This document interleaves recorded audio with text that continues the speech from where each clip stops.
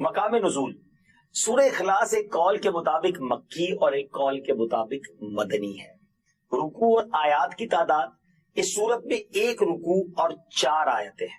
سورہ اخلاص کے اسماء یعنی اس کے نام اور اس کی کیا وجہ ہے اتنے سارے نیمز ہونے کی، مفسرین نے اس سورت کے تقریباً 20 نیمز ذکر کیے، 20 نام، ان میں سے 4 میں آپ کو بیان کرتا ہوں۔ اس سورت میں اللہ تعالیٰ کی خالص توحید کا بیان ہے، اس وجہ سے اسے سورہ اخلاص کہتے ہیں۔ اس سورت میں یہ بتایا گیا کہ اللہ تعالیٰ ہر نقص و عیب سے بری اور ہر شرک سے پاک ہے، اس مناسبت سے اسے سورہ تنزیہ بھی کہتے ہیں۔ اسی طرح جس نے سورت سے تعلق رکھا وہ غیروں سے الگ ہو جاتا ہے، اس لیے اسے سورہ تجرید بھی کہتے ہیں۔ اسے پڑھنے والا جہنم سے نجات پاتا ہے، اس بنا پر اسے سورہ نجات بھی کہتے ہیں۔ کیا بات ہے! اب اتنی فضیلتیں ہیں، حدیثیں اتنی ساری ہیں اس کی فضائل میں 1-2 حدیثیں آپ کو سناتا ہوں۔ حضرت ابو سعید خدری رضی اللہ تعالی عنہ سے روایت ہے کہ نبی پاک علیہ الصلوۃ والسلام نے ارشاد فرمایا، کیا تم میں سے کوئی اس سے عاجز ہے کہ وہ رات میں قرآن مجید کا 1/3 حصہ پڑھ لے؟ صحابہ کرام علیہ رضوان کو یہ بات مشکل معلوم ہوئی، انہوں نے عرض کیا یا رسول اللہ صلی اللہ تعالی علیہ وسلم، ہم میں سے کون اس کی طاقت رکھتا ہے؟ آپ علیہ الصلوۃ والسلام نے ارشاد فرمایا، سورہ اخلاص 1/3 قرآن کے برابر، قرآن کے برابر۔ اٹ مینز اگر آپ 3 بار سورہ اخلاص پڑھ لیں، اتنی اللہ کی رحمت ہے کہ پورے قرآن کا ثواب مل جائے گا۔ سبحان اللہ۔ ایک اور حدیث پاک، یہ حدیث بھی بخاری شریف کی تھی، بخاری شریف کی ایک اور حدیث پاک، حضرت عائشہ صدیقہ رضی اللہ تعالی عنہا فرماتی ہے، نبی پاک علیہ الصلوۃ والسلام نے ایک شخص کو لشکر میں روانہ کیا، جب لشکر واپس آیا تو لوگوں نے کہا کہ حضور یہ شخص جو ہے یہ سورہ اخلاص نماز پڑھاتے ہوئے پڑھتے تھے، جب بھی نماز پڑھاتے سورہ اخلاص پڑھتے الحمد شریف کے بعد۔ تو جب نبی پاک علیہ الصلوۃ والسلام نے جب لشکر واپس آ کے یہ بات کی تو پیارے آقا علیہ الصلوۃ والسلام نے فرمایا، اس سے پوچھو یہ کیوں ایسا کرتے تھے؟ اچھا۔ تو انہوں نے جب لوگوں نے ان سے پوچھا تو انہوں نے کہا کہ یہ سورت رحمان کی صفت ہے، اس وجہ سے میں اسے پڑھنا پسند کرتا ہوں۔ سبحان اللہ۔ پیارے آقا علیہ الصلوۃ والسلام نے ارشاد فرمایا، اسے بتا دو کہ اللہ تعالیٰ اس سے محبت کرتا ہے۔ سورہ اخلاص سے محبت کرنے والے سے اللہ تبارک و تعالیٰ محبت فرماتا ہے۔ اب سورہ اخلاص نازل کیوں ہوئی؟ سبحان اللہ، اس کا جو بیک گراؤنڈ ہے نا، کمال کا بیک گراؤنڈ۔ اب نبی پاک علیہ الصلوۃ والسلام نے جب غیر مسلموں کے سامنے، کفار کے سامنے اللہ رب العزت کا نام لیا، پیغام دیا، اللہ وحدہ لا شریک کی طرف بلایا، تو انہوں نے طرح طرح کے سوال کیے۔ کوئی کہتا کہ اللہ کا نسب کیا ہے، کوئی کہتا تھا کہ وہ سونے کا ہے یا چاندی کا ہے، لوہے کا ہے یا لکڑی کا ہے، کس چیز کا ہے، کیا کھاتا ہے، وہ کیا پیتا ہے، ربوبیت اس نے کس سے ورثے میں پائی ہے، اس کا کون وارث ہوگا؟ اس کے جواب میں اللہ تعالیٰ نے سورت نازل فرمائی اور اپنی ذات و صفات کا بیان فرما کر معرفت کی راہ واضح فرما دی، یعنی بتا دیا کہ اس کا کوئی شریک نہیں، اس کا کوئی والد نہیں، اس کا کوئی بیٹا نہیں۔ سبحان اللہ، کیا تفصیل کے ساتھ یہ مختصر سورت ہے مگر کتنی جامع ہے۔ تو بار بار پڑھیے، اس کے ترجمے پر غور کیجیے، اس کی تفسیر پر غور کیجیے، اللہ سے محبت بڑھتی چلی جائے۔ نبی پاک علیہ الصلوۃ والسلام نے ارشاد فرمایا، حضرت جابر رضی اللہ تعالیٰ عنہ اس کے راوی ہیں، کہ جنت کی کنجی نماز ہے اور نماز کی کنجی وضو ہے۔ سبحان اللہ۔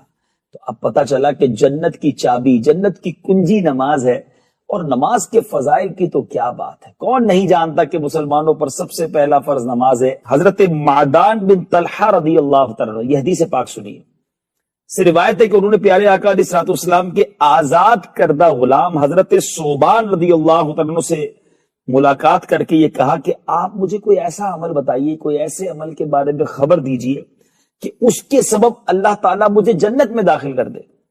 وہ خاموش رہے، کہتے پھر میں نے وہی سوال کیا، تیسری بار جب میں نے سوال کیا تو انہوں نے کہا کہ میں نے یہی سوال نبی پاک علیہ الصلوۃ والسلام سے کیا تھا۔ تو پیارے آقا علیہ الصلوۃ والسلام نے فرمایا کہ تم اللہ عز و جل کے لیے بکثرت سجدوں کو لازم پکڑ لو، کیونکہ جب بھی تم اللہ تبارک و تعالیٰ کے لیے کوئی سجدہ کرو گے، اللہ تعالیٰ اس کے سبب تمہارا 1 درجہ بلند فرما دے گا، تمہارے ایک گناہ کو مٹا دے گا۔ حضرت معدان رضی اللہ تعالیٰ عنہ نے کہا کہ اس کے بعد میں نے حضرت ابو درداء رضی اللہ تعالیٰ عنہ سے ملاقات کر کے یہی سوال کیا کہ جنت میں لے جانے والا کوئی عمل بتائیں، تو انہوں نے بھی مجھ سے حضرت ثوبان رضی اللہ تعالیٰ عنہ نے جو قول فرمایا ویسا ہی کہا، اسی کے مطابق کہا۔ گویا کثرت سے سجدے کرنا، سبحان اللہ، یہ اللہ نے چاہا مغفرت کا سبب بن جایا کرتا ہے۔ مشہور حدیث ہے، اللہ کے نبی علیہ الصلوۃ والسلام فرماتے ہیں کہ جو جمعہ کے دن 200 بار درود پاک پڑھے اللہ اس کے 200 برس کے گناہ معاف فرما دیتا ہے۔ تو یہ ہمیں غور کرنا ہے اور ہمیں جمعے کے دن کثرت سے درود پاک پڑھنا ہے۔ آئیے مل کر محبت کے ساتھ باواز بلند درود پاک پڑھ لیں۔ صلو علی الحبیب صلی اللہ تعالی علی محمد صلی اللہ علیہ وسلم۔ قرآن پاک کی وہ آیتیں جس میں رب کریم نے مومنوں سے براہ راست بات کی ہے، مسلمانوں سے براہ راست بات کی ہے اور فرمایا یا ایھا الذین آمنو، اے ایمان والو۔ وہ ہم نے انشاءاللہ سیریز کو لے کے چلنا ہے اور ہم نے اس بیان کا یا اس ٹاپک کا نام رکھا ہے قرآن کی باتیں۔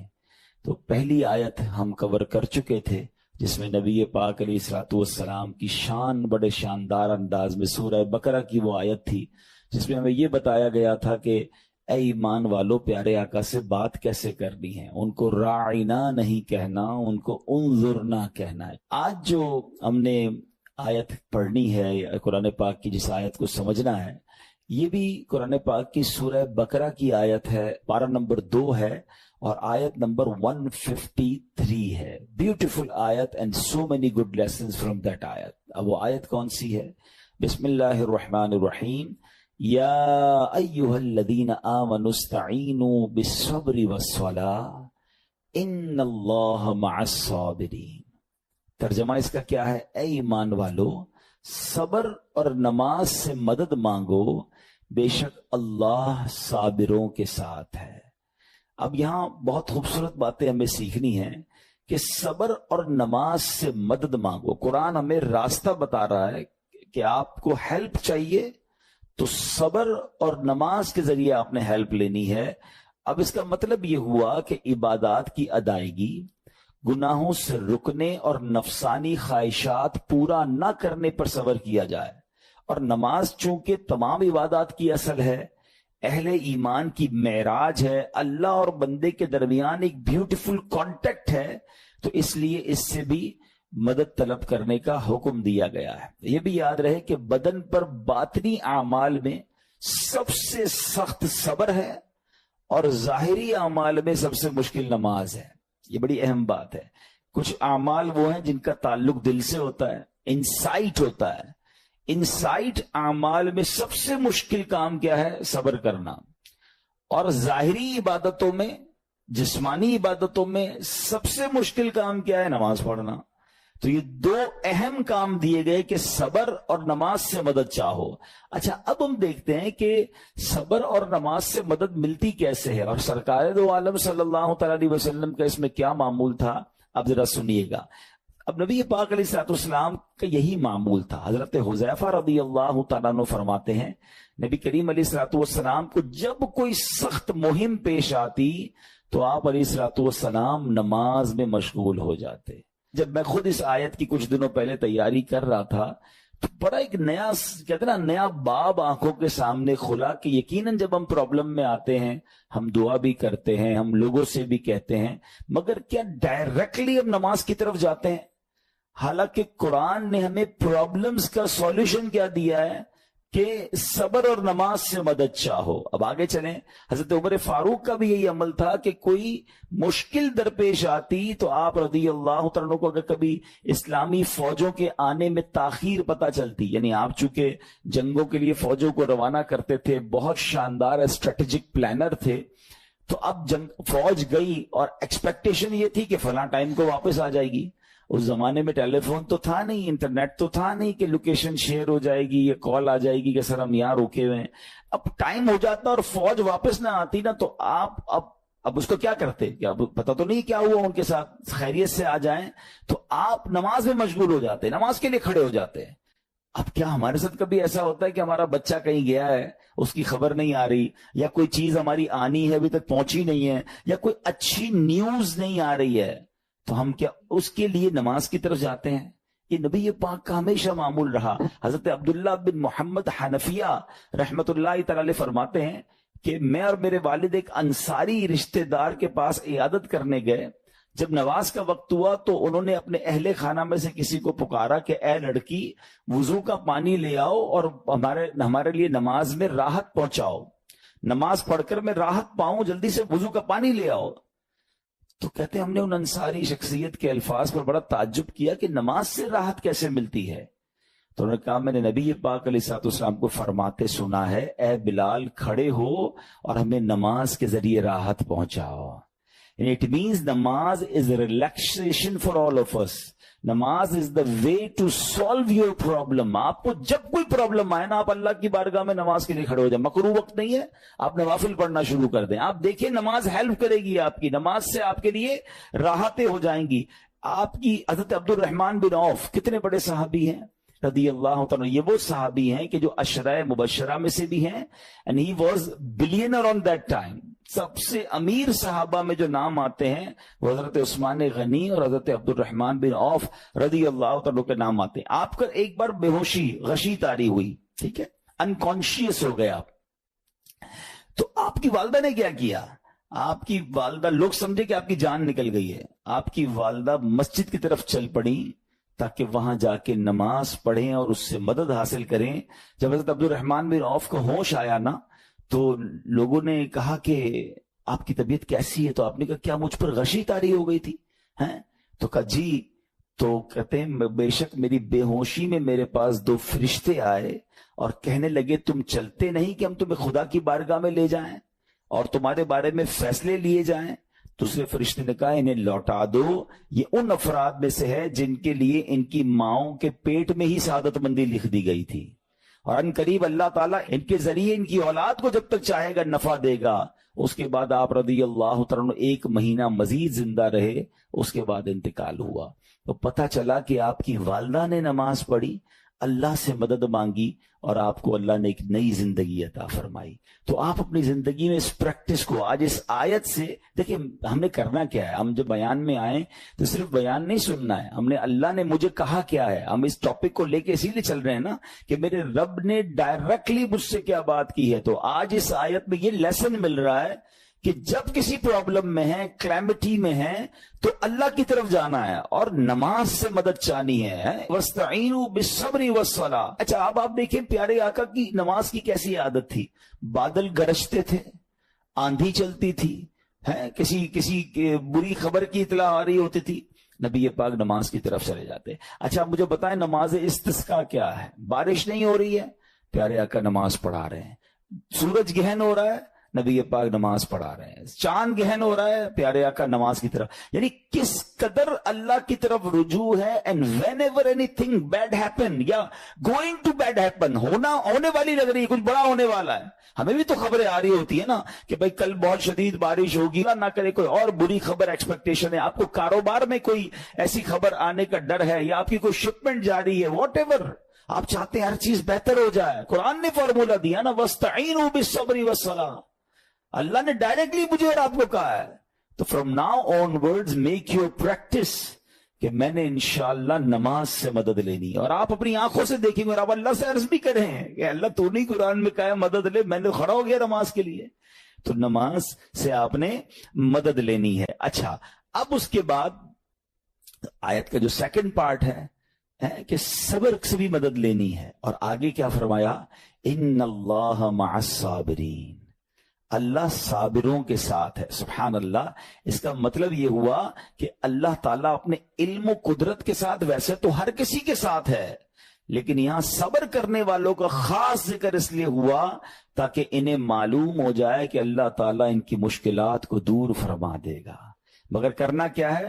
صبر کرنا ہے۔ اچھا اب صبر کے بارے میں 2 باتیں بڑی اہم ہیں کہ صبر نارملی ہم جب بھی صبر کے بارے میں سنتے ہیں تو صبر ہم کہتے ہیں یار تکلیف آئی ہے صبر کرو، یقیناً یہ بھی صبر ہے، مگر صبر کی ایک اور قسم بھی ہے جو اس سے بھی سپیریئر ہے، جو اس سے بھی افضل ہے، اور وہ کیا ہے؟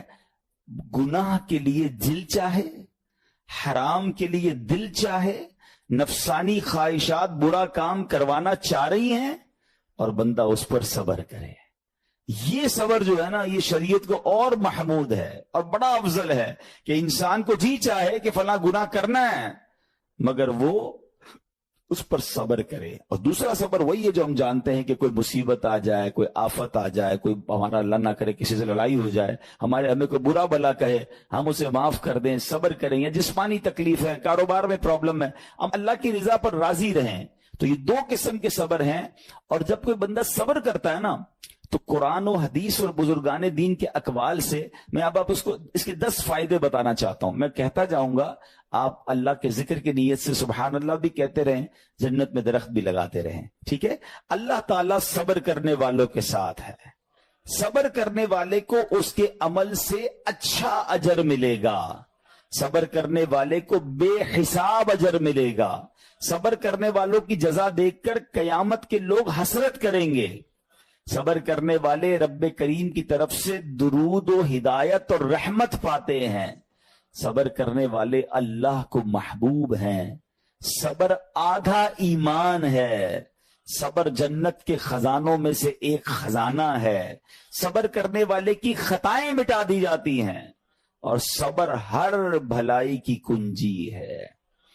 اب آتے ہیں ان دونوں صبر کو تھوڑا سا ڈیفائن کرتے ہیں. ایک نفسانی خواہشات, گناہ کا جی چاہتا ہے, کیونکہ نفس ہے نا, وہ تو ہر وقت موج مستی چاہتا ہے, وہ تو ہر وقت چاہتا ہے جناب بس یہ بھی کام کر لوں وہ بھی کر لوں. اب مجھے یہ دیکھنا ہے کہ میرا یہ کام اللہ کو راضی کرے گا یا رب کو ناراض کر دے گا. لیکن جو نفسانی خواہشات پر صبر کرتا ہے نا, گناہ سے اپنے آپ کو بچاتا ہے. قرآن کیا کہتا ہے؟ وَأَمَّا مَنْ خَافَ مَقَامَ رَبِّهِ وَنَهَى النَّفْسَ عَنِ الْهَوَىٰ فَإِنَّ الْجَنَّةَ هِيَ الْمَأْوَىٰ. اور رہا وہ جو اپنے رب کے حضور کھڑے ہونے سے ڈرا اور نفس کو خواہش سے روکا, تو بے شک جنت ہی اس کا ٹھکانہ ہے. دل چاہ رہا ہے, شیطان کہہ رہا ہے کر لے, کوئی دیکھنے والا نہیں ہے, علاقہ بھی چینج کر لیا, شہر بھی تبدیل ہو گیا, nobody here to watch you, مگر اللہ دیکھ رہا ہے. اچھا نارملی اگر غور کریں ہم گناہ کرتے کیوں ہیں؟ جتنے بھی گناہ ہے, واٹ ایور لسٹ آف گناہ اٹھائیے, کوئی شراب پیتا ہے, کوئی بدکاری کرتا ہے, معاذ اللہ, کوئی جوا کھیلتا ہے, کوئی جناب بے حیائی کرتا ہے, گندی چیزیں دیکھتا ہے یا جھوٹ بولتا ہے, واٹ ایور, ان تمام گناہوں میں تھوڑی سی لذت ہے, ٹیسٹ. ٹھیک ہے, غیبت میں بھی ٹیسٹ ہے, بلکہ کتابوں میں آیا کہ غیبت میں شراب سے بھی زیادہ مزہ ہے, جبھی تو بندہ چھوڑتا نہیں ہے. اچھا لیکن یہ تمام ٹیسٹ میں ایک بڑی اہم بات اب میں کہنے جا رہا ہوں. یہ بزرگ نے بڑی کمال کی 1 لائنر ہمیں دے دیا ہے. وہ کہتے ہیں کبھی بھی لذت کے لیے گناہ مت کرنا, کیونکہ لذت ختم ہو جائے گی, گناہ کا جواب اور پنشمنٹ باقی رہ جائے گی. اب آپ اس فارمولے کو سامنے رکھیں کہ جب بھی ہم گناہ کرتے ہیں فیو منٹس یا فیو آورز کی ایک انجوائمنٹ ہے, آفٹر دیٹ انجوائمنٹ ختم, مگر اس کا جواب باقی ہے, عذاب باقی ہے, اللہ نہ کرے اللہ ناراض ہوا تو پنشمنٹ باقی ہے. تو کیا فرمایا؟ انجوائمنٹ کے لیے گناہ مت کرنا, انجوائمنٹ ختم ہو جائے گی, عذاب باقی رہ جائے گا. اور اگلا سینٹنس کتنا خوبصورت ہے, فرماتے کبھی بھی تکلیف کی وجہ سے نیکی مت چھوڑنا, تکلیف ختم ہو جائے گی, اجر باقی رہ جائے گا. اب مثال دیتا ہوں, اس کی 2-3 ایگزامپل سمجھیے. گناہ کی ایگزامپل تو آپ سمجھ گئے کہ کوئی بھی تھوڑی دیر کا گناہ کرتا ہے, لذت پاتا ہے, وہ گناہ ختم, عذاب باقی.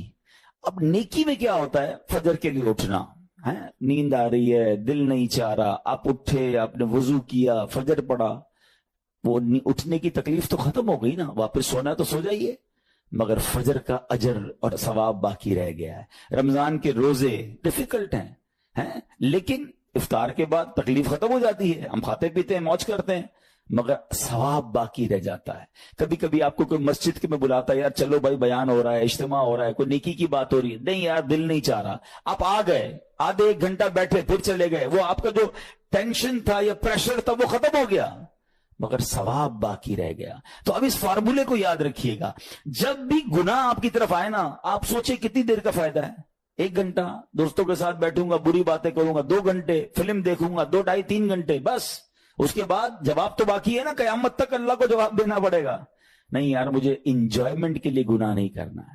اور جب کوئی نیکی کا کام آئے اور آپ کو لگے یار دل نہیں چاہ رہا, مزہ نہیں آ رہا, بوریت ہوگی, چھوڑنا یار, تو بندہ سوچے کتنی دیر کی نیکی ہے, آدھے گھنٹے کی, 1 گھنٹے کی, بس 2 گھنٹے کی, اور ثواب باقی رہ جائے گا. Let's do it.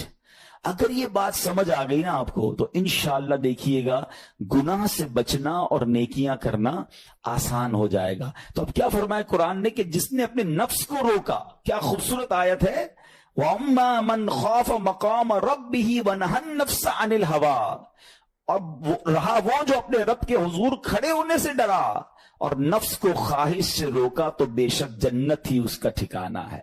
اور ایک اور جگہ کمال سے فرمایا وَلِمَنْ خَافَ مَقَامَ رَبِّهِ جَنَّتَانِ, مبارک ہو ان کو جو اللہ سے ڈرتے ہیں نا, صبر کرتے ہیں, گناہ نہیں کرتے, رک جاتے ہیں. قرآن کہتا ہے جو اپنے رب کے حضور کھڑے ہونے سے ڈرے اس کے لیے 2 جنتیں ہیں, ایک نہیں 2 جنتیں ہیں. سورہ رحمان کی آیت ہے. تو پتا چلا کہ نفس کو روکنا یہ آسان بھی نہیں ہے. ہاں دل بہت چاہتا ہے, مگر یہ صبر جو ہے نا, ان اللہ مع الصابرین کا جو معراج ہے, جو ٹاپ آف دا لسٹ صبر ہے, وہ یہ صبر ہے. اچھا اب آتے ہیں ایک اور صبر کی صورت کہ اب آپ کو کسی نے غصہ دلا دیا, برا بھلا کہا, یا آپ کے مزاج کے خلاف بات ہو گئی, اب آپ نے روکنا ہے اپنے آپ کو. اب غصے کا اظہار نہیں کرنا, لڑائی نہیں کرنی, گالی کا جواب گالی, اینٹ کا جواب پتھر, انگریزی کا مقولہ ہے نا ٹٹ فار ٹیٹ, جیسے کو تیسا نہیں, یہ ہماری شریعت میں نہیں سکھاتی. اچھا آج کل کسی کو کہو نا یار آپ کیوں یار لڑائی کر رہے ہیں, بھائی میں جواب نہ دوں تو لوگ سمجھیں گے کمزور آدمی ہوں, مجھے اپنا روب بھی تو رکھنا ہے, میں بھی تو پتا چلے کون ہوں, اپنا بتاؤں تو صحیح کون ہوں. سچی بات بتائے کیا ہے, جو ٹٹ فار ٹیٹ کرتا ہے, گالی کا جواب گالی سے دیتا ہے نا, وہ واقعی بتا دیتا ہے وہ کون ہے. وہ اپنا تعارف کروا رہا ہوتا ہے کہ یہ بھی ایسا ہے, میں بھی ویسا ہی ہوں. او بھائی. اچھا پھر ایک اور عجیب جملہ بڑا مشہور ہے آج کل, جناب ہم شریف کے ساتھ شریف ہیں, ہم بدماش کے ساتھ بدماش ہیں. مجھے آج تک سمجھ نہیں آئی یہ کون سا بٹن لگا ہوا ہے آپ کے اندر کہ شریف کے ساتھ آپ شریف ہو جاتے ہیں, بدماش آتا تو آپ بھی بدماش ہو جاتے ہیں. جناب والا, شریف آدمی شریف کے ساتھ بھی شریف ہوتا ہے, بدماش کے ساتھ بھی شریف ہوتا ہے. جب بھی تو وہ غلط آدمی اچھا ہوگا نا. نبی پاک علیہ الصلوۃ والسلام نے گالیاں سن کر دعائیں دی ہیں, پتھر برسانے والوں کو بھی دعائیں دی ہیں, مگر ہم تو تیار ہی رہتے ہیں یار میں بتاؤں گا اس کو میں کون ہوں, ایک گالی دی ہے میں اس کے ساتھ مشرک کو گالیاں دوں گا. تو پھر آپ بھی ویسے ہی ہو گئے نا جناب.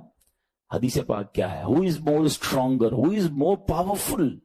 اللہ کے حبیب علیہ الصلوۃ والسلام فرماتے ہیں کہ بہادر وہ نہیں, یہ بخاری شریف کی حدیث ہے, بہادر وہ نہیں جو پہلوان اور دوسرے کو پچھاڑ دے, بلکہ بہادر وہ ہے جو غصے کے وقت اپنے آپ کو قابو میں رکھے. اصل بہادری یہ ہے. اللہ کریم ارشاد فرماتا ہے الذین ينفقون فی السراء والضراء والکاظمین الغیظ والعافین عن الناس واللہ یحب المحسنین. قرآن میں رب فرماتا ہے وہ جو خوشحالی اور تنگ دستی میں اللہ کی راہ میں خرچ کرتے ہیں. یہ بڑی خوبصورت بات ہے, یہ غریب اسلامی بھائیوں کے لیے بھی مدنی پھول ہے. امیر تو خرچ کرتا ہے نارملی, غریب خرچ نہیں کرتا اللہ کی راہ میں. ہمارے قبلہ مفتی قاسم صاحب نے تفسیر قرآن صراط الجنان میں ایک بڑی پیاری بات لکھی.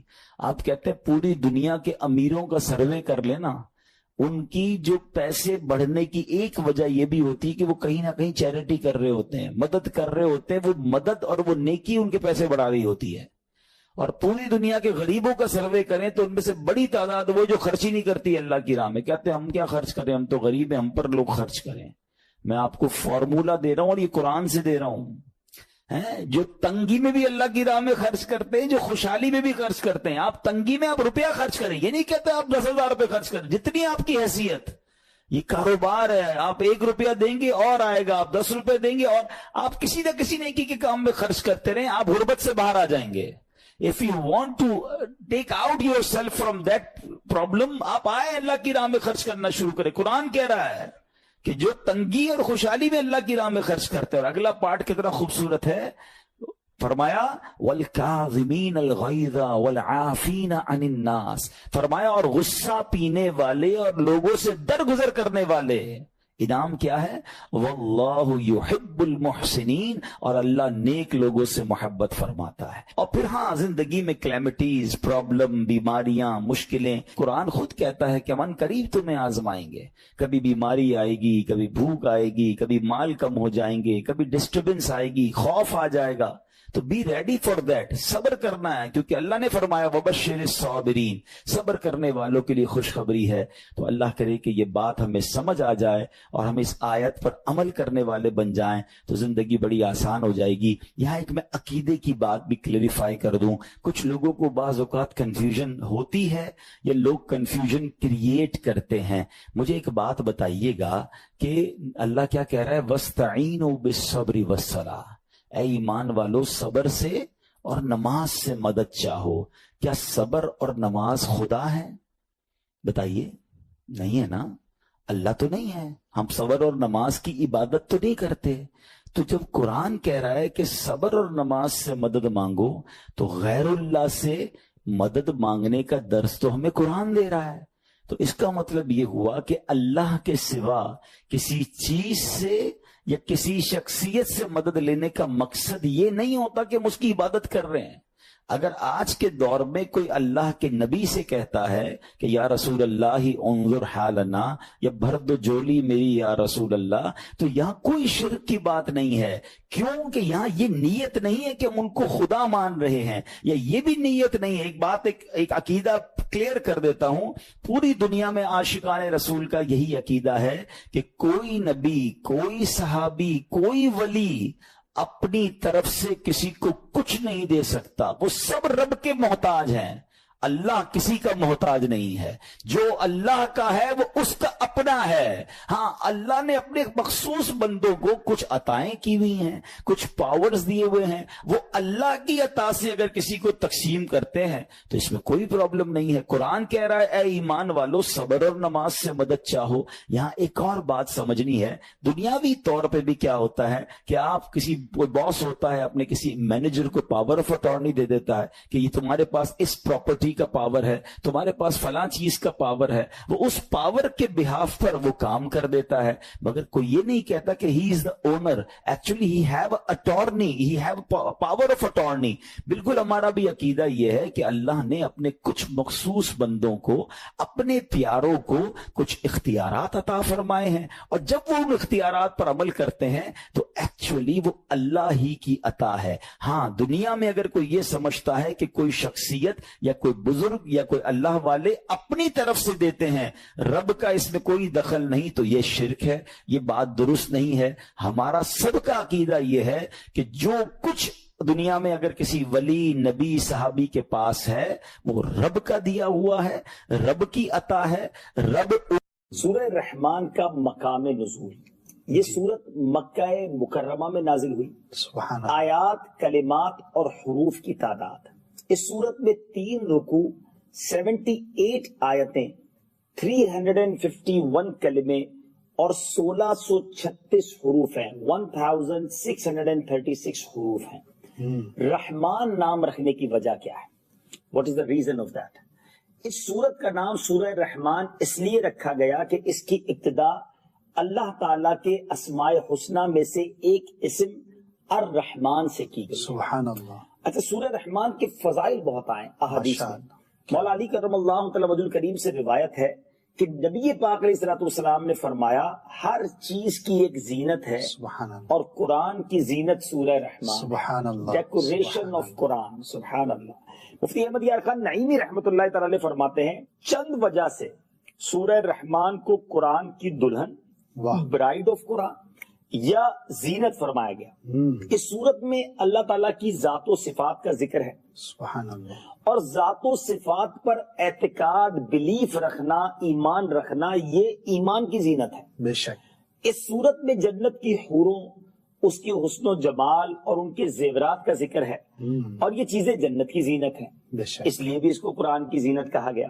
اس صورت میں آیت مبارکہ فَبِأَيِّ آلَاءِ رَبِّكُمَا تُكَذِّبَانِ 31 ٹائمز ارشاد ہوئی۔ سبحان اللہ، اس سے سورت کی زینت اور زیادہ ہو گئی۔ سبحان اللہ۔ سبحان ایک اور بڑی پیاری حدیث پاک ہے، حضرت فاطمہ الزہرا رضی اللہ تعالی عنہا سے روایت ہے، نبی پاک علیہ الصلوۃ والسلام نے ارشاد فرمایا سورہ حدید، سورہ واقعہ اور سورہ رحمان کی تلاوت کرنے والے کو زمین و آسمان کی بادشاہت میں جنت الفردوس کا مکین پکارا جاتا ہے. واہ جنت الفردوس میں رہنے والا سبحان یہ اس کو کہا جاتا ہے جو ان 3 صورتوں کی تلاوت کرتا ہے. اس صورت کا مرکزی مضمون جو مین ٹاپک ہے، سینٹرل ٹاپک ہے، کہ اس میں اللہ تعالیٰ کی وحدانیت اور قدرت، نبی اکرم علیہ السلام کی نبوت اور قرآن مجید کے اللہ تعالیٰ کی وحی ہونے پر دلائل بیان کیے گئے. اور اس میں چند اور ٹاپکس بھی ہیں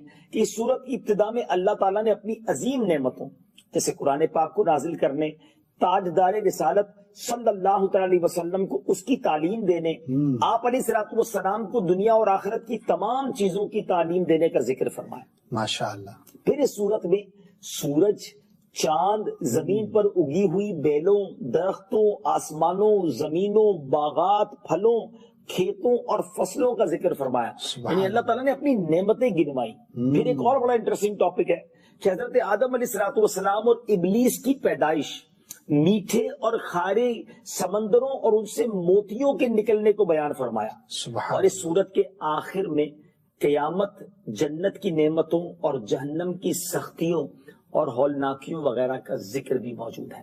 تو ناظرین، ہم یہ اس کا جو تعارف پیش کرتے ہیں، انٹروڈکشن آف سورت اس لیے پیش کرتے ہیں کہ مزید قرآن پڑھنے کا شوق پیدا ہو.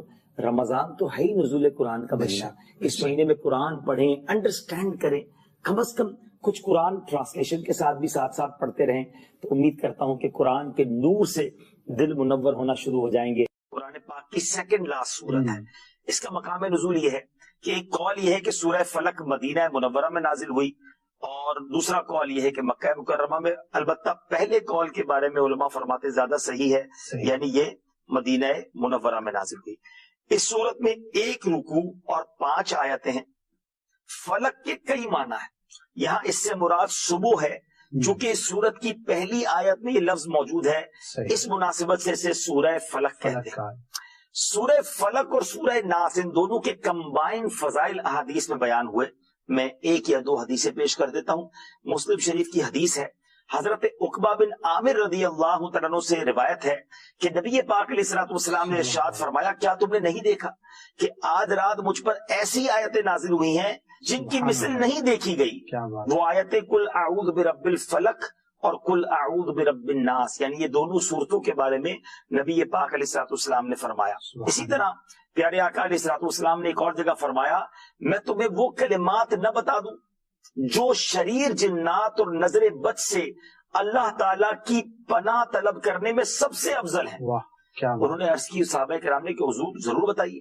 تو آپ نے فرمایا وہ کلمات یہ دونوں صورتیں ہیں، قل اعوذ برب الفلق اور قل اعوذ برب الناس. تو یاد رہے کہ جادو حق ہے، جادو ہو سکتا ہے، کرنے والے غلط ہیں، مگر جو لوگ انکار کرتے ہیں وہ درست نہیں، کیونکہ اس کا شان نزول ہی یہ ہے.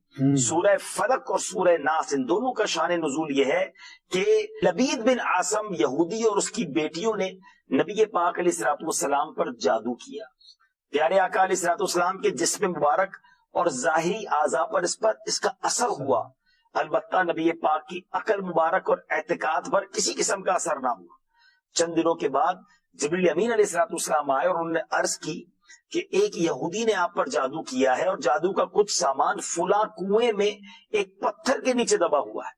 نبی پاک علیہ السلام نے حضرت علی کرم اللہ تعالی وجہ الکریم کو بھیجا اور انہوں نے کنویں کا پانی نکالنے کے بعد پتھر اٹھایا تو اس کے نیچے سے کھجور کے درخت کے نرم حصے سے بنی ہوئی تھیلی برآمد ہوئی. پیارے آقا کے منہ مبارک بھی تھے جو آقا کی کنگھی مبارک میں رہ چکے تھے، اور اسی طرح نبی پاک کی کنگھی کے چند دندانے بھی اس میں تھے. ایک ڈورا یا کمان کا چلہ جس میں 11 گرہیں تھی، اور ایک موم کا پتلا تھا جس میں 11 سوئیاں چبوئی ہوئی تھی. یعنی اس زمانے میں بھی جادو ہوتا تھا، اور نبی پاک پر معاذ اللہ یہ خیر کرنے کی کوشش کی گئی. یہ سب سامان جب نبی پاک کی بارگاہ میں حاضر کیا گیا تو اللہ تعالیٰ نے یہ دونوں صورتیں نازل فرمائی. 11 آیتیں اس میں، آپ ذرا غور سے سمجھیے گا. سورہ فلق میں 5، سورہ ناس میں 6، یہ 11 آل ٹوگیدر آیتیں نازل ہوئیں، اور ایک ایک آیت پڑھتے جاتے میرے آقا گرہیں کھلتی گئیں. اور جب سب گرہیں کھل گئیں نبی پاک علیہ السلام بالکل تندرست ہو گئے. آج بھی علماء کہتے ہیں کہ کوئی شخص صبح گھر سے نکلتے وقت، رات کو سوتے وقت اول آخر درود پاک پڑھے، سورہ فلق اور سورہ ناس درود پاک پڑھنے کے بے شمار فضائل و برکات ہیں. درود پاک جو ہے اگر اس کو ملٹی ڈائمینشنل طریقے سے دیکھا جائے، دیکھیں گناہ ہو جانا، خطائیں تو ہم خطاؤں کے پتلے ہیں، ہمیں بہت سارے اعمال ایسے ضرور ملتے ہیں کہ جن سے نیکیاں بڑھ جائیں، مگر وہ اعمال جن سے گناہ ڈیلیٹ ہو جائیں، جن سے گناہ معاف ہو جائیں، وہ وظائف یا وہ چیزیں بڑی تھوڑی نظر آتی ہیں.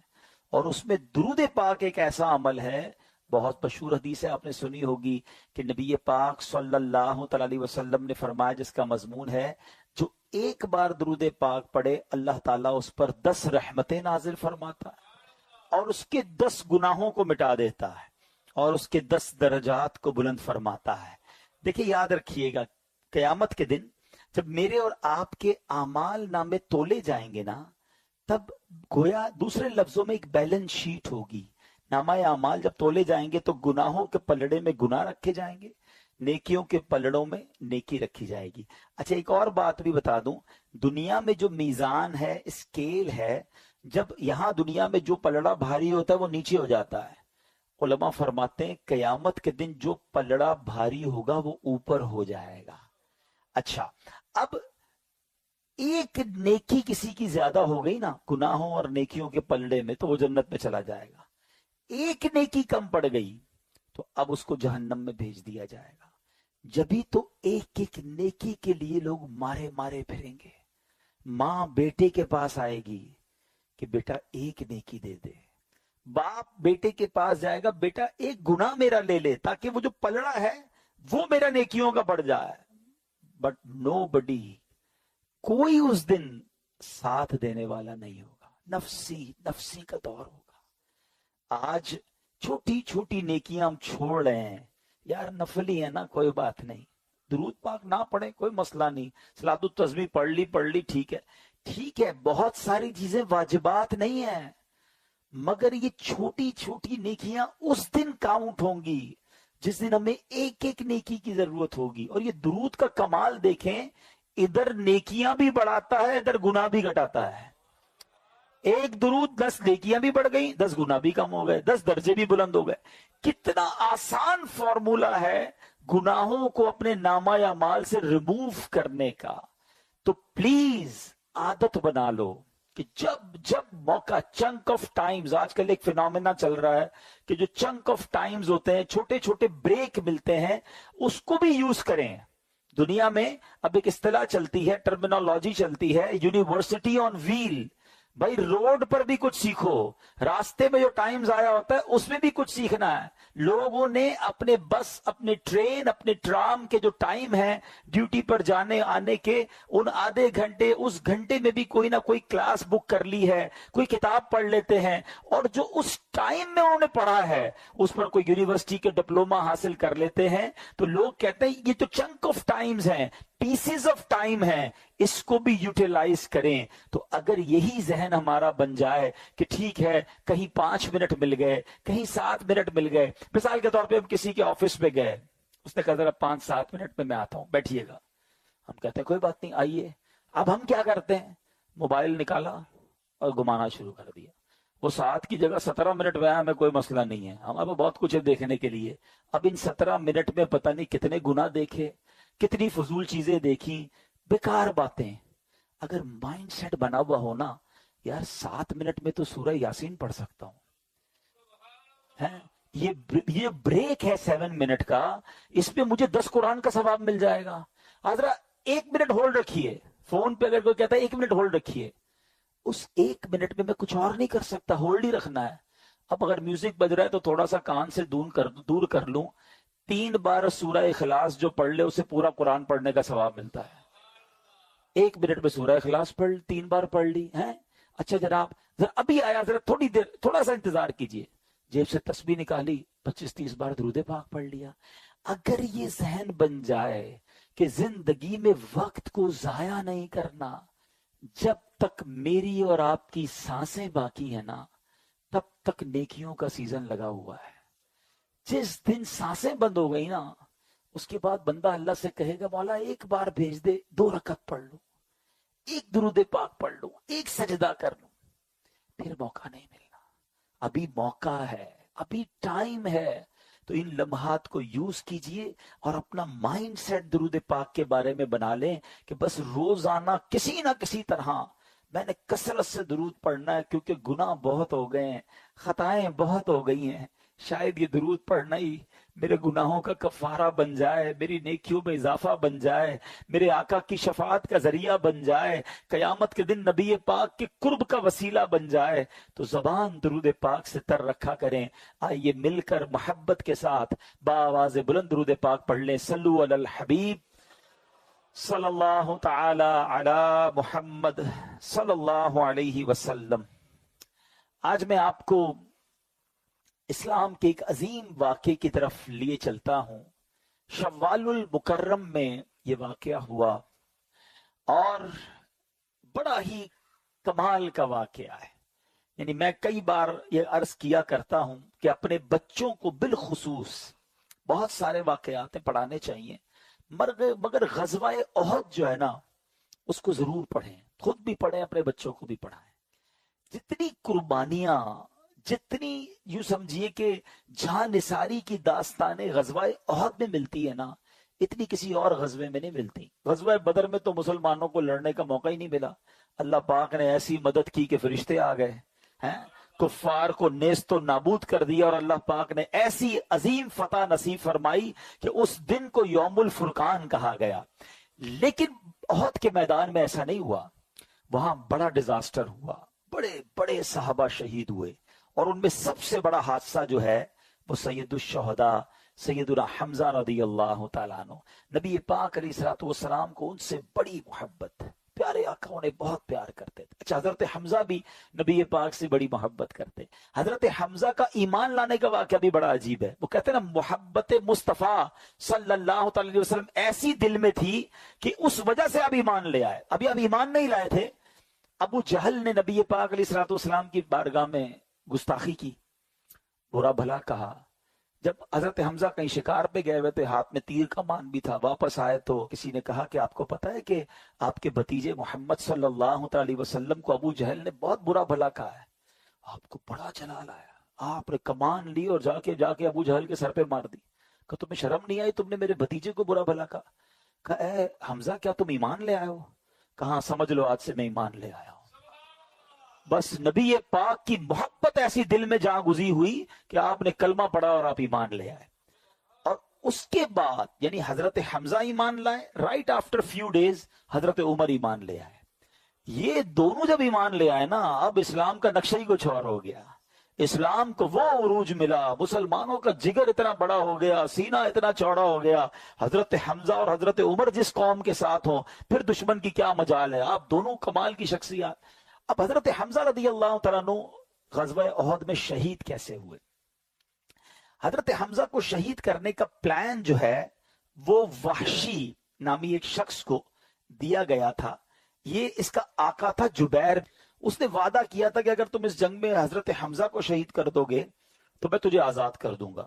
غلام کے لیے آزادی بہت بڑی چیز ہوتی ہے۔ وہ ایک جگہ جا کے چھپ گیا، ٹارگٹ رکھا تھا کہ کسی سے نہیں لڑنا ہے، بس حضرت حمزہ کو شہید کرنا ہے۔ حضرت حمزہ جیسے اس کے قریب پہنچے، اس نے تاک کر ایک نیزہ مارا، وہ آپ کی ناف میں لگا، پشت سے پار ہو گیا۔ حضرت حمزہ رضی اللہ تعالیٰ عنہ تلوار لے کر اس کی طرف بڑھے، مگر زخموں کی تاب نہ لائے اور آپ شہادت سے سرفراز ہوئے۔ پھر آپ کی لاش کے ساتھ بڑی بے حرمتی کی گئی، آپ کے جسم کے ٹکڑے نکالے گئے، آپ کے کلیجے کو چبایا گیا، آپ کے اعضاء کو یوں سمجھے کہ بے حرمتی کی گئی۔ نبی پاک علیہ الصلوۃ والسلام بہت غمزدہ ہوئے۔ میرے آقا علیہ الصلوۃ والسلام نے بڑے آنسو بہائے، اور پھر نبی پاک علیہ الصلوۃ والسلام کم و بیش ہر بدھ کو سید الشہداء سیدنا حمزہ رضی اللہ تعالیٰ عنہ اور شہداء احد ان کو شرف دینے تشریف لے جایا کرتے۔ اور وہ کمال کی حدیث ہے جس کا مضمون ہے کہ ان کو جو سلام کرتا ہے یہ قیامت تک انہیں سلام کرنے والوں کو سلامتی کی دعا سے نوازتے ہیں۔ تو جب مدینے جانا نا कम अज कम रोजाना एक हाजिरी तो शहदाए अहद और सैयदुल शहदा के दरबार में जरूर दिया करें। कमाल की बारगाह है, कमाल की बरकत वाली जगह है। अल्लाह शहदाए अहद के सदके हमारी मगफिरत फरमाए। मैं अब आता हूं अपने टॉपिक की तरफ। मैं ये क्यों सारी मैंने तमहीद बांधी है, वहशी का कसूर कैसा था। वहशी की यूं समझिए कि कितनी बड़ी उसने गुस्ताखी कह लें, जुल्म कह लें, किसको शहीद किया था, नबी पाक के चहीते चचा को। मगर अब देखो मेरे आका की माफी, अब देखो अल्लाह की रहमत, अब देखो इस्लाम का हुस्न। आज मेरा टॉपिक है ना, गुनाह नेकियों में कैसे बदल सकते हैं, गुनाहों को हम किस फार्मूले के तहत नेकियों में बदल सकते हैं। अब गौर से सुनना, ये वाकया सुनाने का मकसद ये है कि आपको उसका कसूर पता चले कि कितनी बड़ी प्रॉब्लम की है उसने। मगर नबी पाक अलैहिस्सलाम ने जब इस्लाम की दावत देना शुरू की ना, तो वहशी के पास एक अपने कासिद को भेजा कि जाओ वहशी को कहो इस्लाम कबूल कर ले। नबी पाक का दिल तो देखें, दर गुजर तो देखें। अच्छा, जो सहाबी गए ना, तो वो वहशी जो है पहले ही कसूरवार है, मगर अब नेगोशिएशंस हो रही हैं, अब डिमांड्स हो रही हैं। वहशी कहता है मोहम्मद अरबी सल्लल्लाहु अलैहि वसल्लम से कहो कि आप मुझे इस्लाम की दावत दे रहे हैं। आपका तो फरमान यह है कि जिसने किसी को कत्ल किया, अल्लाह का शरीक किसी को ठहराया, जिना किया, कयामत के दिन तो उसे दुगना अजाब दिया जाएगा। मैंने तो ये सारे काम किए हैं, मेरा क्या बनेगा अगर मैं इस्लाम ले आया, मुझे तो इतना बड़ा अजाब आप ऐलान करते हैं। तो अब मेरे लिए कोई रुखसत है? वहशी ईमान लाने से पहले अपनी तरफ से एक डिमांड क्रिएट कर रहे हैं। अल्लाह करीम ने आयत नाजिल फरमाई। अल्लाह कुरान में फरमाता इल्ला मन ताब व आमना व अमिला अमलन सालिहा। तर्जुमा क्या है? मगर जो तौबा करे, ईमान लाए और अच्छे काम करे, तो इसका मतलब ये हुआ कि अल्लाह उसके गुनाह मुआफ कर देगा। आका ने फरमाया जाओ ये आयत सुनाओ वहशी को। साहबी गए और हजरत, उस वक्त तो वैशी ईमान नहीं लाए थे, उनको जाके ये आयत सुनाई। कहते इसमें भी एक शर्त है ना अच्छे काम करने की। अगर मैं तौबा कर भी ली, ईमान लाया और अच्छे काम ना कर सका, ये तो बड़ी सख्त शर्त है। कोई और रुखसत है? Anything else? जरा आप सोचिए, नेगोशिएशन वो कर रहा है, मुज़ाकरात वो कर रहा है जिसने पहले ही नबी पाक अलैहिस्सलाम का इतना दिल दुखाया है। लेकिन अल्लाह के हबीब अलैहिस्सलाम और रब की करम नवाजी देखो, जिब्रील अमीन एक और आयत लेकर नाजिल होते हैं। अच्छा, वो आयत क्या है? अल्लाह के हबीब अलैहिस्सलाम की बारगाह में जो आयत नाजिल हुई, इन्नल्लाह ला यगफिरु अन युश्रका बिही व यगफिरु मा दून ज़ालिका लिमन यशा। तर्जुमा, बेशक अल्लाह उसे नहीं बख्शता जो उसके साथ कुफ्र किया जाए, और कुफ्र से नीचे जो कुछ है जिसे चाहे माफ कर देता है। का जवाब ये आयत सुनाओ उसे। वहशी के पास ये आयत सुनाई गई। वहशी कहता है इसमें भी तो ये है ना कि अल्लाह जिसे चाहे माफ करे। गारंटी तो नहीं है ना, है मैं ईमान लाऊं और अल्लाह मुझे माफ ना करे। आप पॉइंट समझ रहे हैं जो मैं समझाना चाह रहा हूं? यहां दिल देखें। अच्छा, सिर्फ नबी पाक नहीं कर रहे नेगोशिएशन, इस तमाम नेगोशिएशंस में रब की रहमत भी शामिल है, आयतों का नुज़ूल हो रहा है। अल्लाह अकबर। कहता है इसमें भी गारंटी नहीं है, क्योंकि अल्लाह ने फरमाया कि ज़ालिका लिमन यशा, जिसे चाहे अल्लाह जो है वो बख्श दे। इसमें मैं ना हुआ तो कोई गारंटी है? अल्लाह अकबर। तीसरी आयत नाजिल हुई। हाय हाय हाय, मैं तो यकीन करें जब ये वाकया पढ़ता हूं, सुनता हूं, जिसको कहते ना दिल में ठंड पड़ जाती है कि वो करीम कैसा है, वो रहीम कैसा है। आयत कुरान नाजिल होती है, कुल या इबादियल्लज़ीना असरफू अला अनफुसिहिम ला तक़नतू मिर रहमतिल्लाह इन्नल्लाह यग़फ़िरुज़्ज़ुनूब जमीआ इन्नहू हुवल गफ़ूरुर रहीम। अल्लाह अकबर। इस आयत के तहत सुभान अल्लाह, मुफस्सिर शहीर हजरत सैयद मोहम्मद नईमुद्दीन मुरादाबादी क्या लिखते हैं? कहते हैं माना यह है कि जो कुफ्र पर मरे اس کی بخشش نہیں، اس کے لیے ہمیشگی کا عذاب ہے۔ اور جس نے کفر نہ کیا ہو، وہ خواہ کتنا ہی گناہگار ہو، کبیرہ گناہ کرنے والا ہو اور بے توبہ بھی مر جائے، تو اس کے لیے خلود نہیں، اس کی مغفرت اللہ کی مشیت میں ہے۔ جسے چاہے اس کے گناہ معاف فرمائے یا اس کے گناہوں پر عذاب کرے، پھر اپنی رحمت سے جنت میں داخل فرمائے۔ مگر اس آیت میں رب نے فرمایا لا تقنطوا من رحمت اللہ، اے بندو میری رحمت سے مایوس نہ ہونا، اللہ تعالیٰ سارے گناہوں کو بخشنے والا ہے۔ وحشی کہتا ہے اب مجھے تسلی ہو گئی، اور کلمہ پڑھ کر اس نے اسلام قبول کر لیا۔ اچھا، جب یہ ایمان قبول کر لیا نا، اب صحابہ کرام نے بڑا کمال کا کوسچن کیا۔ ہمیں صحابہ سے ایسے ہی پیار نہیں ہے، ذرا مل کر کہہ دو سب صحابی نبی۔ یقین کرو ایسے خوبصورت سوال کیے ساڈا کم آسان ہو گیا ہے۔ صحابی رسول کہتے ہیں حضور یہ آیت جو ہے یہ کیا صرف وحشی کے لیے یہ ہے یا باقی مسلمانوں کے لیے بھی ہے؟ کیا یہ خاص اسی کے لیے ہے؟ اللہ کے حبیب علیہ الصلوۃ والسلام فرماتے ہیں یہ تمام مسلمانوں کے لیے ہے۔ اللہ گناہوں کو معاف کرنے والا ہے۔ رب کا اعلان ہے لا تقنطوا من رحمت اللہ، اے میرے بندو میری رحمت سے مایوس نہ ہونا۔ تو اے میرے بیچے اسلامی بھائیوں، اللہ کریم نے خود قرآن میں اپنی رحمت کا اعلان کیا ہے۔ اللہ کریم نے خوب ہمیں قرآن میں توبہ کی طرف بلایا ہے، اپنی رحمت کی طرف بلایا ہے۔ کون ہے جو یوں معاف کرتا ہے؟ کون ہے جو ایسے کرم نوازی فرماتا ہے؟ اللہ قرآن میں کیا وعدہ فرما رہا ہے، اس کی رحمت سنو۔ اللہ کریم فرماتا ہے الا من تاب وآمن وعمل عملا صالحا فاولئک یبدل اللہ سیئاتہم حسنات وَكَانَ اللَّهُ غَفُورًا رَحِيمًا۔ ذرا قرآن کی اس آیت کا ترجمہ تو سنو، بار بار یہی تو عرض کرتے ہیں، قرآن سمجھو تو صحیح، اس کی برکت تو جانو۔ کتنا شاندار اعلان ہے میرے رب کی طرف سے۔ اللہ قرآن میں فرما رہا ہے مگر جو توبہ کرے اور ایمان لائے اور اچھا کام کرے تو ایسوں کی برائیوں کو اللہ بھلائیوں سے بدل دے گا، اور اللہ بخشنے والا مہربان ہے۔ وَكَانَ اللَّهُ غَفُورًا رَحِيمًا۔ اللہ خود فرما رہا ہے میرے بندو اللہ بخشنے والا مہربان ہے، تم بس توبہ کر لو، اچھے عمل کرنا، اب گناہ نہ کرنا، اللہ تمہارے گناہوں کو نیکیوں میں بدل دے گا۔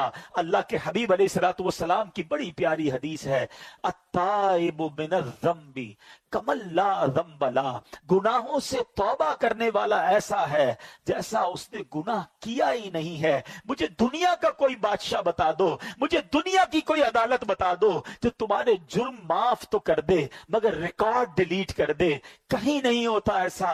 یہ فقط رحمت والے رب کے دربار میں ہوتا ہے۔ ارے دنیا میں کسی کے بارگاہ میں جا کر آپ اقبال جرم کریں، سزا سنائی جاتی ہے کہ اس نے کمٹ کر لیا ہے اپنا جرم۔ اللہ کی رحمت دیکھو، سر جھکاؤ اور مانو اس کی بارگاہ میں اللہ مجرم ہوں، مالک گناہ کیے ہیں، بہت خطائیں کی ہیں۔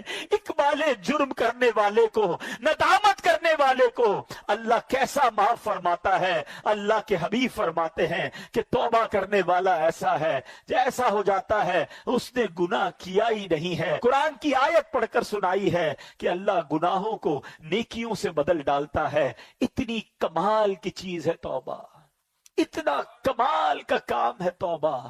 اے میرے بیچے اسلامی بھائیوں، کیوں توبہ نہیں کرتے؟ قرآن تو بار بار ہمیں بلا رہا ہے۔ اللہ کی رحمت یقین مانو، اللہ کی رحمت جو ہے نا یہ چاہتی ہے کہ میں اور آپ بخشے جائے، اس کی رحمت بہانے تلاش کر رہی ہے۔ بڑا پیارا جو فارسی کا مقولہ ہے نا، رحمت حق بہا نمی جویت۔ اللہ کی رحمت بہا یعنی قیمت تلاش نہیں کرتی، رحمت حق بہا نمی جویت۔ اللہ کی رحمت تو بہانے تلاش کرتی ہے، کسی طرح بندہ بخشا جائے، بس سر جھکا لے، بس معافی مانگ لے، بس رجوع کر لے، بس اچھا ہو جائے، اللہ سے دوستی کر لے، مگر بندہ رب کو راضی کرنے کی فکر نہیں کرتا۔ اب میں آپ کو کچھ حدیثیں سناتا ہوں۔ اللہ کے حبیب علیہ الصلوۃ والسلام فرماتے ہیں کہ اگر تم اتنی خطائیں کرو کہ وہ آسمان تک پہنچ جائیں پھر بھی توبہ کرو تو اللہ عز و جل ضرور تمہاری توبہ قبول فرمائے گا۔ ایک شخص نبی پاک علیہ السلام کی بارگاہ میں آیا، آرابی، ایک گاؤں کا بندہ تھا، بھولا بھالا سا آدمی تھا. کہتا ہے یا رسول اللہ یہ بتائیے قیامت کے دن مخلوق کا حساب کون لے گا؟ اللہ کے حبیب فرماتے اللہ لے گا. یا رسول اللہ کیا اللہ خود حساب لے گا؟ نبی پاک نے فرمایا ہاں اللہ خود حساب لے گا. تو وہ مسکرا دیا. گاؤں کا بندہ ہنسنے لگا. تو نبی پاک علیہ السلام نے مسکرانے کی وجہ پوچھی کہ تم نے پہلے تو حساب کتاب کی بات کی، قیامت کے بارے میں سوال کیا، میں نے رپلائی دیا تو مسکرانے لگے. تو وہ کیا کہتا ہے کہ کریم جب کسی پر قدرت پاتا ہے نا تو معاف کر دیتا ہے، اور جب حساب لیتا ہے تو درگزر فرماتا ہے. اللہ سے بڑا کریم کون ہے؟ اگر اسی نے حساب لینا ہے تو پھر تو خیر ہی خیر ہے نا. تو اب نبی پاک علیہ السلام نے رپلائی کیا دیا کہ عربی نے سچ کہا، جان لو اللہ عز و جل سے بڑا کریم کوئی نہیں، وہ سب کریموں سے بڑھ کر کریم ہے. بیسیکلی جو ہے نا وہ کنیکشن ریکوائرڈ ہے، وہ بھروسہ ریکوائرڈ ہے، وہ محبت اللہ سے ریکوائرڈ ہے. پھر اللہ تو کریم ہے، کریموں سے بڑھ کر کریم ہے، اسی نے تو کریمی سکھائی ہے. علماء لکھتے ہیں کہ ماں کے دل میں جو بچے کے لیے رحمت ہوتی ہے نا، اور جانور بھی اپنے بچوں سے جو پیار کرتے ہیں، اللہ کی 100 رحمتیں ہیں، اللہ نے ان 100 رحمتوں میں ایک رحمت دنیا میں اتاری ہے، اور اس ایک رحمت کی برکت سے ماں بچوں سے پیار کرتی ہے، جانور اپنے بچوں سے پیار کرتے ہیں، باپ اپنے بچوں سے پیار کرتے ہیں. وہ 99 رحمتیں اللہ نے قیامت کے دن کے لیے بچا رکھی ہیں. یہ اس دن کرم نوازی فرمائے گا، اس دن اپنے بندوں کی بخشش فرمائے گا. ایسا کریم مولا ہے. اے میرے میٹھے اسلامی بھائیوں، ایک بار نبی پاک علیہ السلام کی بارگاہ میں قیدیوں کو لایا گیا تو ایک عورت بھاگ رہی تھی، اس کا بچہ اس سے گم ہو گیا تھا. دوڑتے دوڑتے دوڑتے اس کو بچہ نظر آیا، اس کو لیا، سینے چمکایا، دودھ پلانے لگی. بس ماں کو بڑے ٹائم بعد بچہ ملے، کیا کیفیت ہوتی ہے. اللہ کے حبیب فرماتے ہیں اللہ تعالیٰ اپنے بندوں پر اس سے کہیں زیادہ رحم و کرم فرماتا ہے جتنی یہ ماں اپنے بچے پر مہربان ہے. یہ وہ باتیں ہیں جو ہمارے دل میں ہونی چاہیے. انفارچونیٹلی ہم اللہ سے ہی بدگمان ہو جاتے ہیں. اللہ مجھے کچھ دیتا نہیں ہے، اللہ نے مجھے کچھ دیا نہیں ہے، اللہ سے کیا مانگوں جناب، کچھ ہوتا تو ہے نہیں. یہ نہ کیا کرو. اللہ سے دوستی کر لو. اللہ سے بڑھ کر ہم پر کوئی کرم نواز نہیں، اسی نے سب کچھ دیا ہے. ہماری ایک بات کوئی نہ مانے نا، ہم اس سے ناراض ہو جاتے ہیں. 2-3 بار نہ مانے تو اس سے دوستی ختم کر دیتے ہیں، نوکری سے نکال دیتے ہیں. بچہ زیادہ تنگ کرے، بچے کو باپ گھر سے نکال دیتا ہے. ہم میں سے کوئی 30 سال کا بیٹھا ہے، کوئی 40 سال کا، کوئی 50 سال کا. کبھی سوچنا ہم نے اللہ کی اب تک کتنی نہیں مانی ہے، کتنی نافرمانیاں کی ہیں. کبھی ایسا ہوا کہ یار آج نظر نہیں آ رہا، کیوں؟ بس یار وہ صبح حرام دیکھ لیا تھا، اللہ نے آنکھیں لے لی. آج سنائی نہیں دے رہا کچھ. بھائی کیوں سنائی نہیں دے رہا؟ آج صبح اللہ کی نافرمانی کی، حرام سن لیا، اللہ نے کان دیے تھے، اسی نے سماعت واپس لے لی. یار آج کچھ میں بول نہیں پا رہا ہوں، اشارے کر رہا ہوں، کیوں؟ بس وہ جھوٹ بول دیا، حرام بول دیا، گالی نکالی، اللہ نے زبان واپس لے لی. وہ کچھ واپس نہیں لے رہا، وہ دیے جا رہا ہے، ہم اس کی نافرمانی کیے جا رہے ہیں. مگر کیوں توبہ نہیں کرتے؟ کیوں اس کو راضی کرنے کی طرف نہیں آتے؟ اے میرے میٹھے اسلامی بھائیوں، آج میں یہ چاہتا ہوں ہم سب مل کر اپنی زندگی کا ایک نصب العین بنا لیں، اپنی زندگی کا ایک ٹارگٹ بنا لیں کہ میں نے اگر سب سے زیادہ کسی سے محبت کرنی ہے تو اپنے رب سے کرنی ہے. میں اپنے رب کا بندہ ہوں، وہ میرا خالق ہے، وہ میرا مالک ہے، اس کی مہربانیاں ہیں مجھ پر، وہ خطاؤں پر بھی عطائیں برسا رہا ہے، وہ میرے عیبوں پر پردہ ڈال رہا ہے. پھر میں اسے کیوں ناراض کروں؟ دیکھو اللہ کی نافرمانی سے بچنے کے 2 طریقے ہیں. ایک تو یہ ہے کہ بندہ اس لیے نافرمانی نہ کرے کہ وہ عذاب میں ڈالے گا، خوف سے، ڈر سے بندہ اللہ کی فرما برداری کرے. یہ ٹھیک ہے جو کرتا ہے، مگر اس سے اپر لیول پتہ ہے کیا ہے؟ کہ اللہ کی محبت میں اللہ کی نافرمانی نہ کرے، میرا رب ناراض نہ ہو جائے. इतना करीम, इतना प्यारा रब, वो मुझसे नाराज हो जाए, मैं ऐसे काम करूं जिससे वो नाराज हो जाए, ये काम नहीं करना। मेरे मीठे इस्लामी भाइयों, वो कैसा कैसा गुनाहों को माफ करने वाला है। हजरत मूसा अलैहिस्सलाम का दौर था और उस दौर में बारिश नहीं हो रही थी। हजरत मूसा अलैहिस्सलाम ने पूरे गांव के, शहर के लोगों को जमा किया और एक बड़े मैदान में चले गए। Approximately 70,000 people over there.